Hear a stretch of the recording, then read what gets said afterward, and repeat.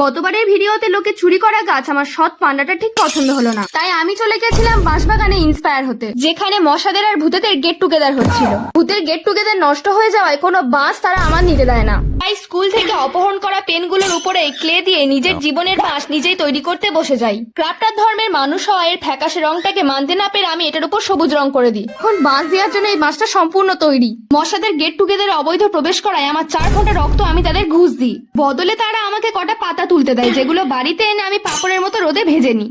আমার অপকর্মগুলো চাপা দিতে আমি এটার উপর আবার সবুজ রং করে দিই। এরপর বাঁশটা সরকারি চাকরি পেয়ে গেলে এই পাতার অপহরণ করা পেনের বাঁশটাকে অ্যারেঞ্জ ম্যারেজ করিয়ে দিই, আর এদের নাম দিই বাঁশ কাপেল।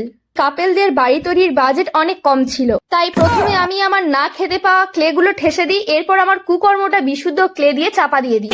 এরপর এই বাঁশ বংশের সব সদস্য এক এক করে এনার নতুন বাড়ি চলে আসে আর আবার একটা নতুন বাঁশ বাগান তৈরি করে ফেলে। Now it's ready to slay, follow for more. আজকের মতো টাটা।